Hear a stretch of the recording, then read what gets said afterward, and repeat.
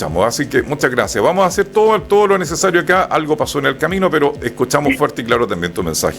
Carola, agradecerte también como radio la posibilidad que nos permitas compartir un poco tu experiencia sobre un tema tan importante como es la IA. Hoy día todo se maneja con siglas, no entendemos quizá a veces los impactos, y agradecido también como radio y agradecer también al departamento y a la universidad. Perdón, es que estoy con el... con doble retorno. ¿Me escuchan ahora bien? Sí, correcto. Estamos escuchando a través estamos escuchando a través del teléfono. Ahí está entrando el audio, no está ingresando por la videollamada. Perfecto. Bueno, en primer lugar, como decía al principio, muchas gracias por la invitación y por la oportunidad de hablar de esos temas, ¿cierto?, que son tan importantes de repente para las personas. Bueno, yo quería preguntar un poco, Carola, respecto a la inteligencia artificial. ¿Cuál ha sido el impacto? Porque hablemos del impacto que ha tenido la IA, como decimos nosotros, o inteligencia artificial.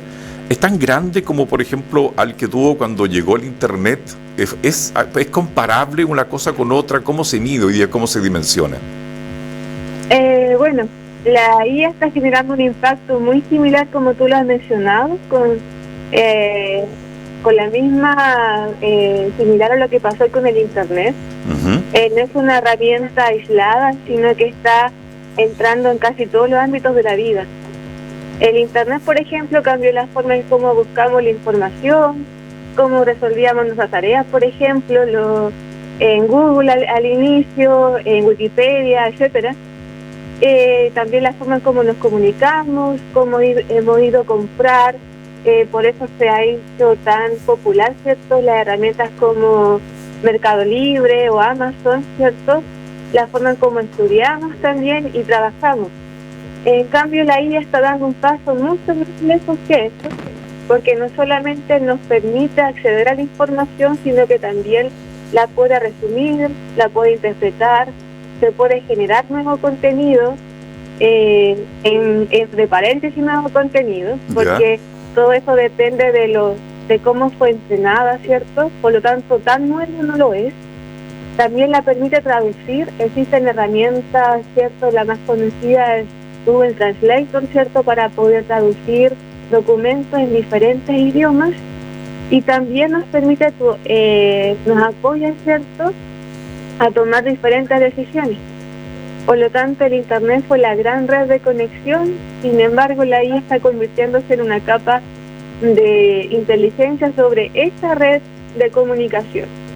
Como mencioné al inicio, antes buscábamos información en Google, cómo redactar una carta, cómo resolver un problema, o por ejemplo, cómo conectarnos a la red o cómo enviar un correo. Hoy en día la IA ya puede redactar esa carta, ya puede explicar un problema paso a paso, y también mucha gente utiliza, por ejemplo, ChatGPT como para subir sus propios exámenes médicos o para traducirlo en un lenguaje más natural, o también generar nuevas imágenes. Bueno, doctora, yo quiero preguntarle lo siguiente, ¿no? Porque si la IA puede hacer todo este tipo de cosas, ¿no es cierto? Puede crear una imagen, ahora no sabemos si es de IA, hay responsabilidad también cuando la gente dice creada con inteligencia artificial. Puede programar, incluso conversar. En las últimas noticias también hablan de que se puede interconectar desde un punto a otro. Entonces, la pregunta es, a ver, ¿qué podría ser realmente humano? ¿Qué podría seguir siendo realmente humano? ¿Cómo esa brecha tan importante, no? Exacto. Bueno, esta es una de las preguntas que más se repiten hoy en día. Durante mucho tiempo pensábamos que las máquinas reemplazarían principalmente solo la fuerza física o las tareas repetitivas, ¿cierto? Como por ejemplo cortar madera. ¿Ya? Pero la IA generativa, que es la que se hizo famosa hace unos 5 años atrás, entró en áreas o territorios, ¿cierto?, que consideramos profundamente humanos, como el escribir, el crear, el argumentar una respuesta, el diseñar, componer, por ejemplo, melodías, programar, que es una de las tareas que más nos puede competir o a complejar un poquito el camino de nosotros los informáticos, y también para conversar. Sin embargo, hay que tener algo muy claro, que la IA no tiene conciencia, tampoco tiene una personificación o una biografía, no padece de sufrimiento ni sentimientos propiamente tal. Eso hace que tampoco tengan una intuición moral ni responsabilidad con respecto a los textos o a los documentos que se pueden generar. Puede escribir, por ejemplo, sobre el amor, pero no ama, como lo hace un ser humano. Puede, por ejemplo, redactar un discurso sobre maternidad, ahora que fue hace poquito el Día de la Madre, sobre el duelo, la esperanza, pero no sabe con certeza lo que significa pasar, por ejemplo, por un tipo de este sufrimiento. Puede generar una pintura, pero no tiene una historia personal detrás de esa creación. Por lo tanto, lo humano no está solo en el texto que se produce en una imagen, está en el propósito, en la experiencia que tiene la persona con respecto a lo que quiere plasmar en ese arte, la sensibilidad, por ejemplo, el juicio ético y la responsabilidad por lo que se hace. Por lo tanto, dejo que confundamos producción con comprensión, que algo que esté bien escrito no significa que sea verdadero. Incluso hay muchos estudios hoy en día en que se detecta fácilmente si un escrito está hecho por la IA, porque se genera, por ejemplo, muchos puntos seguidos, muchas comas, que sobre todo en texto español se confunde. Entonces, tiene razón en eso, tiene razón, porque en cierta forma la gente que a veces no lo ve quiere hacer un trámite rápido, y usted, doctora, me imagino que con sus alumnos, con la gente que conversa, muchas veces cuando uno hace algo en la IA, que todos ocupamos de repente y está en todos lados, aparece abajo, dice la IA puede cometer errores, ojo, y esa parte uno se la salta, ¿no? Es como... es cuando le dice advertencia, no sé, pues el azúcar o el tabaco puede ser dañino para la salud, pero esa parte la saltamos porque la inmediatez, y por eso engancho con lo siguiente. La IA, no sé si usted se ha preguntado esto, o se lo han preguntado varias veces, ¿nos está haciendo más inteligentes o más dependientes? Bueno, puede ser ambas cosas. Como lo mencioné al inicio, es una herramienta, si está bien usada, la IA puede ampliar nuestras capacidades, puede explicar conceptos que son difíciles. Por ejemplo, alguien en una asignatura, supongamos, de cálculo diferencial o de una área como más complicada para los estudiantes, le sirve para entender en un lenguaje más coloquial o más natural algunos términos. También permite ayudar a las personas, por ejemplo, con discapacidad. Por ejemplo, en Facebook hay herramientas hace muchos años en donde te permite traducir el contenido de una imagen. Puede también apoyar diagnósticos médicos, detectar, por ejemplo, contaminación, mejorar también procesos educativos, automatizar tareas que son repetitivas. Pero si esta tecnología o esta herramienta, ¿cierto?, está mal usada, obviamente nos puede volver ser más dependiente con ella. Por ejemplo, si una persona deja de leer porque la IA resume todo, que existen herramientas como Notebook LM, que es de Google. También si deja de escribir porque la IA le redacta todo, deja de resolver problemas porque la IA responde todo, es decir, copiar y pegar, y eso es muy fácil hacerlo, por ejemplo, cuando tienes muchas tareas, mucho trabajo, y estás a las 11 de la noche, ¿cierto?,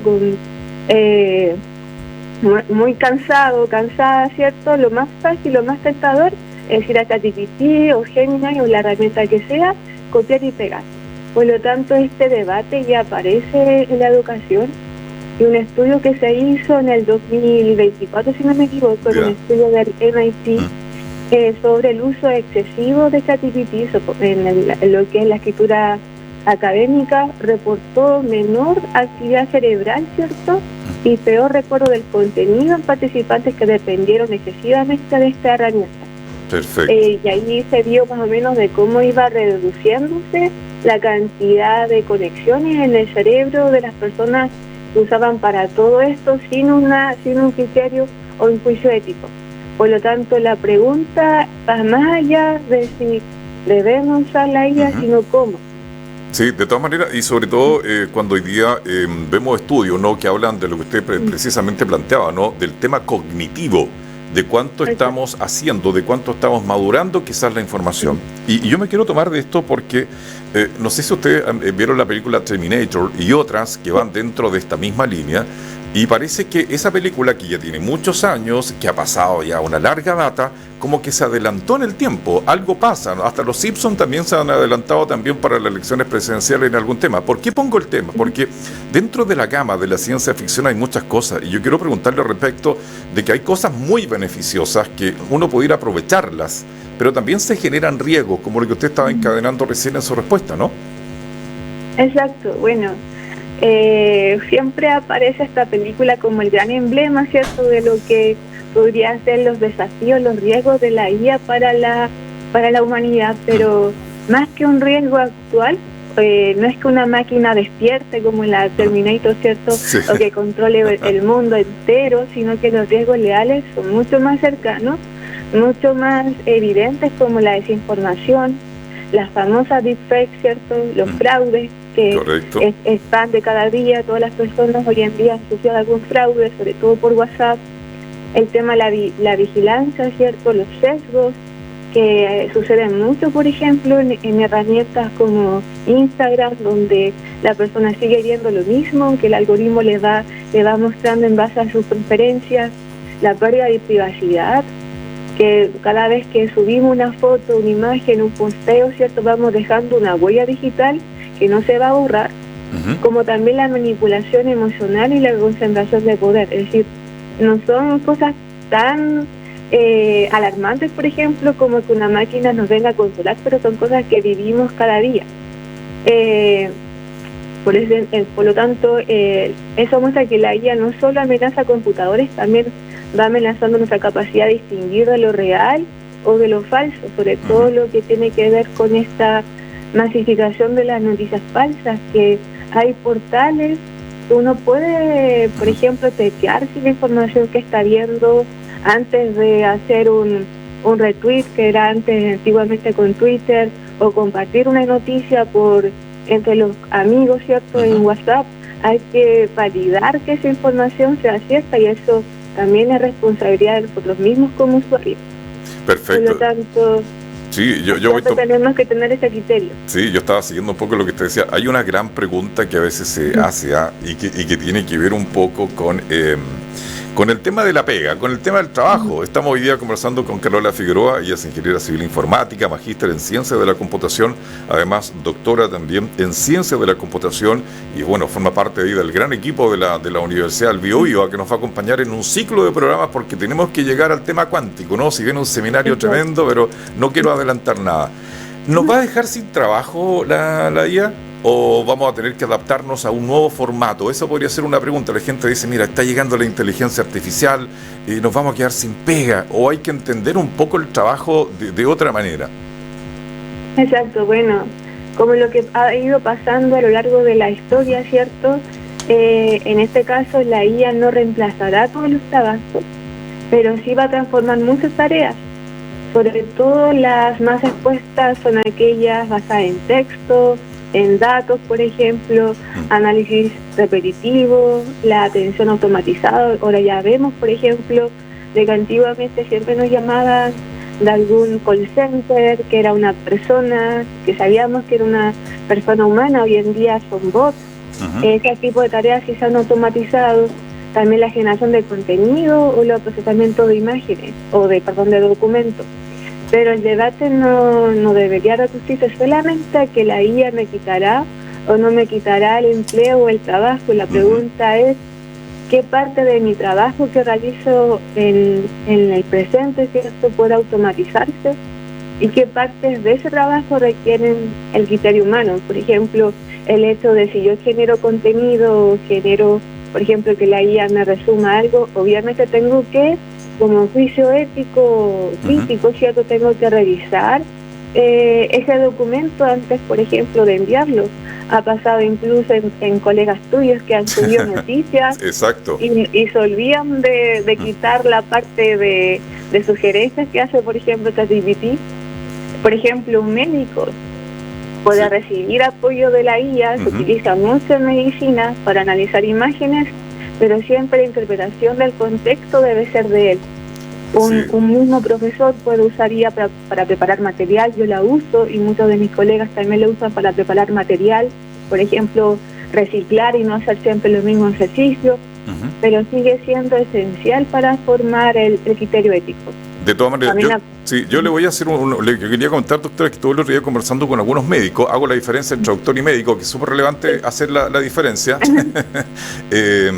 y me comentaban que ellos están trabajando, hay mucha gente que está trabajando a nivel internacional también para tener sitios de referencia, es decir, poder consultar, pero que sean de referencia de libros que tengan validación.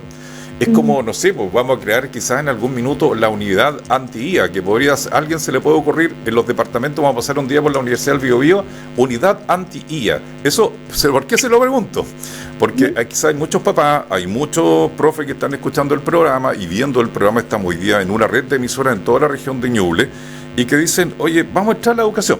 Es más fácil para hacer la pega, perdón la expresión, no es muy académico lo que pregunto, o más fácil para hacer trampa también, porque también podía darse eso. Entonces vamos a tener que hoy día entrar, como dice una amiga mía, en el currículum, es la única forma de poder entrar, a poder tomar acción, porque ¿cómo lo hago? ¿Cómo voy a tener que prepararse el profesor también para entender el lenguaje que me está llegando? Exacto. Bueno, va en el contexto si la IA ayuda para aprender o permite en ese caso hacer trampa más fácil. ¿A eso? Sí, correcto, sí. Ya. Bueno, en el contexto del área de la educación, cierto que nosotros lo vivimos día a día acá en la universidad también, no solamente en los liceos, los colegios, la IA puede ser una herramienta educativa muy poderosa, pero también, como lo mencioné antes, tiene su lado A y su lado B. Pero una de las más peligrosas si se usa sin criterio. Entonces hay que, además de que hay que saberlo usar, hay que saberla dónde, cómo, y en muchos lugares se le exige a los estudiantes y a las estudiantes declarar el uso de ella. Al menos yo lo hago con mis estudiantes, de que ellos no solamente compartan el documento que hicieron o el código fuente, como soy del área de informática, sino que además, así como cuando a nosotros nos pedían hacer un trabajo de investigación o desarrollo, colocábamos la referencia al final del documento. Acá pasa lo mismo, pero con el historial de prompt. Entonces, por ejemplo, si yo veo que el trabajo al final fue un copiar y pegar desde los prompts, desde el historial, que uno lo puede compartir, ahí ya no hay un trabajo del estudiante. Pero si el estudiante, por ejemplo, empezó con una pregunta a la IA, además entregó más materiales, siguió preguntando y no se quedó con la primera respuesta, sino que también ellos pueden consultar a más de una IA, ahí se va viendo que hay un trabajo más real. Por ejemplo, en las áreas que más les cuesta a algunos, supongamos no solamente la programación, sino que las matemáticas, les permite, si están bien utilizadas, resolver ejercicios, ayudarles paso a paso, apoyar a estudiantes con dificultades. Hay muchos estudiantes que hoy en día, post pandemia, les gusta mucho más trabajar en solitario. Perfecto. Y en ese aspecto, se utiliza bien esta herramienta, sirve como un tutor personalizado para esas tareas, e incluso nosotros estamos desarrollando por ser parte de un proyecto igual de educación, un tutor personalizado para el ramo de inteligencia artificial. Qué interesante. Para los estudiantes de pregrado. Qué bueno, ¿no? Yo quiero hacerle dos preguntas en una. Quiero aprovechar también el tiempo que nos queda también de esta interesante entrevista, doctora. Una, si podemos usarse esto como una herramienta para el bien común. Planteémoslo de esa manera. Siempre hablamos de cosas que podrían ser negativas, pero hay otras también que son positivas. Y principalmente también respecto de algo quizás va con lo ético, con lo profesional y que tiene que ver con los límites. ¿Quién determina esos límites? Yo creo que ahí el ser humano también tiene una forma muy particular. Nosotros somos muy particulares y cada uno con características propias. Y por eso le pregunto, ¿puede ser una herramienta para el bien común? ¿Qué pasa también con algunos límites que pueda tener la IA? Sí, bueno, vemos varios ejemplos positivos del uso de la IA. También tenemos las noticias que son muy alarmistas en algunos casos, pero la IA ya está contribuyendo, por ejemplo, principalmente en el área de la salud, la ciencia, el medio ambiente, la agricultura, e incluso en el 2024, hace 2 añitos atrás, ¿cierto?, los premios Nobel reflejaron esta relevancia. En este caso fueron 2 físicos que aportaron conocimiento, ¿cierto? O aporte, ¿cierto?, sobre el uso de redes neuronales, es decir, técnicas de IA, en el área de la química. Y crearon, por ejemplo, AlphaFold, un sistema de IA, ¿cierto?, que transformó la predicción de estructuras de proteínas. En la salud también, cuando estuvimos con la pandemia, ¿cierto?, también apoyó mucho al avance y al registro, ¿cierto?, de los casos que habían en esa época. Incluso eso ayudó a generar rápidamente, por ejemplo, un antídoto, que fue la vacuna. Ya, ok. Y bueno, puede ayudar en muchas cosas, detectar enfermedades, monitorear la contaminación, anticipar incendios, ayudar en la agricultura, ¿cierto? Que nosotros somos una región agrícola principalmente, genera muchos beneficios en eso. Como también lo mencioné al inicio, apoya a personas con distintas discapacidades y también ha acelerado muchos descubrimientos científicos también, al poder analizar grandes volúmenes de datos. Bueno, entonces, yo creo que finalmente quiero preguntarle, ¿quién pone el límite? ¿Quién pone el límite? Dejarlo como una reflexión final para utilizar también lo que es la inteligencia artificial. ¿Quién pone el límite y cómo podemos reflexionar también sobre ello? Ya. En ese aspecto, yo también estuve trabajando en el área de la regulación de la IA hace un tiempo atrás con el Estado, y en ese aspecto se necesita de una gobernanza que sea compartida, no de manera aislada, sino compartida entre el Estado, la academia, la sociedad civil, la industria y la ciudadanía. En este contexto, la Unión Europea ha sido como el lugar que más ha avanzado en lo que tiene que ver con la regulación. Que ellos han ido avanzando, o se plasmó, ¿cierto?, esta regulación en 2024, que contempla varias obligaciones, e incluso ellos, a través de diferentes problemas que surgieron de los primeros modelos de IA en el 2017 o 2018, que hay harta evidencia con respecto a eso, por ejemplo, con respecto al uso no ético, a los sesgos y a cómo los modelos, ¿cierto?, eran expuestos a la privacidad de los datos, Sí. Por ejemplo, un modelo que fue entrenado, supongamos, en Europa, no va a tener la misma certeza si se replica ese modelo en Chile. Supongamos que sea para detectar enfermedades de la piel. Y en Chile, en el 2025, ¿cierto?, se actualizó la Política Nacional de Inteligencia Artificial. En esa política, ¿cierto?, se plantea una visión de una IA ética, responsable, inclusiva, donde la responsabilidad radica en su uso. Es decir, cada persona debe estar consciente de lo que comparte, de que lo que haga o diga, ¿cierto?, tiene que ser transparente, ¿cierto? Y eso hace que esa regulación no quede solamente en un documento, sino que debe orientarse en diferentes áreas, por ejemplo, la educación, la fiscalización, la protección de datos, la transparencia algorítmica. Es decir, por ejemplo, si uno quiere hacer un software o un sistema, debe ser transparente de con qué datos fue entrenado este modelo, y al mismo tiempo ser riguroso en ese aspecto. Entonces ataca varias áreas. Principios, bueno, aquí estamos hablando de principios éticos, de una serie también de procesos, de derechos, de autoría. Aquí hay mucho también sobre hablar sobre ello. Doctora, yo quiero agradecerle la gentileza que también usted nos ha brindado. Es nuestra primera invitada a la facultad. Aprovechar ahí, invitar ahí a todo el departamento que van a estar acompañándonos con una serie de temas. Y bueno, y en nombre del equipo también le enviamos un saludo muy grande y la gentileza que ha tenido de acompañarnos hoy día para hablar sobre inteligencia artificial. Muchas gracias a ti, Sergio, por la invitación. Hoy día fuimos al código fuente, como alguien diría, fuimos al código fuente. Así es que vamos a hablar un poco también sobre educación digital. Tenemos luego también otros profesionales de la Universidad del Biobío que vienen a hablar de los emprendedores. Vamos a hablar sobre estas brechas que se dan cuando la gente que tiene el gran computador, toda la información necesaria, pero ¿cuántos jóvenes hoy día, me preguntaban antes de esta entrevista, sé que me voy a la pausa, me decían, saben adjuntar un correo, saben escribir un texto en Word? Hay que hacer hacerse esas pequeñas preguntas porque queremos ser un país 5.0, pero falta educación. Por eso están los profesionales de la UBB. Así que, doctora, un abrazo grande y muchas gracias. Ok, muchas gracias. Bueno, nosotros vamos a hacer una pausa.